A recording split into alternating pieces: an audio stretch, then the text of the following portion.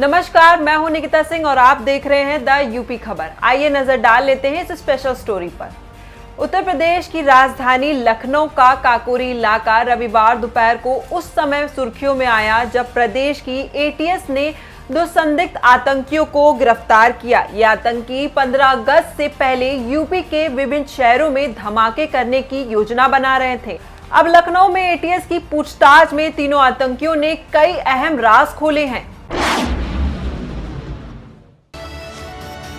इस मामले में यूपी एटीएस लगातार पूछताछ कर रही है। आतंकी मिन्हास के पास से मिली काली डायरी में कई सीक्रेट कोड और जानकारियां मिली हैं, जिसमें बकरीद के पहले तौहीद और मूसा के लखनऊ आने का जिक्र भी किया गया है। हमले में इस्तेमाल की जाने वाली चीजें जैसे प्रेशर कुकर, बम, ई रिक्शा, पिस्टल और प्लानिंग के कई शब्दों को सीक्रेट कोड दिया गया था।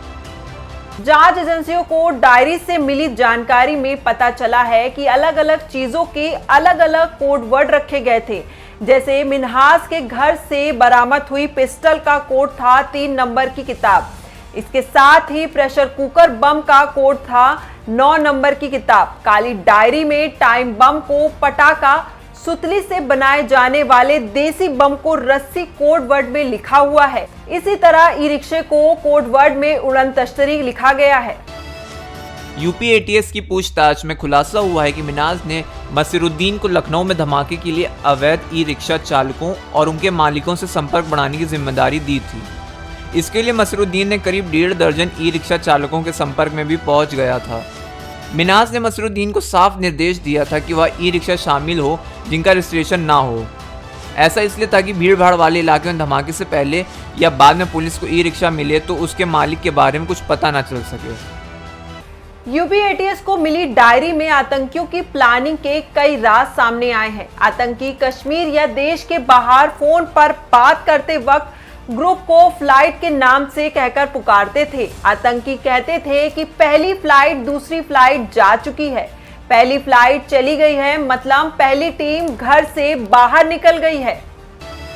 जांच एजेंसियों ने बताया कि पकड़े गए आतंकी मिन्हास व मुशीरुद्दीन की मदद से आरोपी मुस्तकीम, शकील व मुईद के तार प्रदेश के 4 शहरों से जुड़े हुए हैं। एक अधिकारी ने बताया कि मिन्हास व मुशीर के कुछ दस्तावेजों से काफी जानकारी मिली है। साथ ही अब तक की पूछताछ में कमांडर से जुड़े कई तथ्य उसने बताए थे। एटीएस के एक अधिकारी के मुताबिक मिन्हास कई युवाओं के संपर्क में था। उसकी बैटरी की दुकान पर अक्सर अलग अलग जगह से लोग आते रहते थे। वह इन्हें जल्दी ही नौकरी दिलाने की बात कहता था।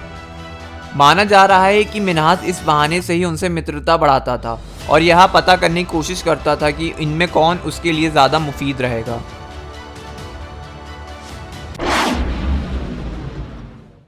एटीएस सूत्रों की माने तो अब तक की हुई 5 आरोपियों से पूछताछ में मुख्य आरोपी मिन्हास सबसे खतरनाक और घातक विचारधारा वाला है।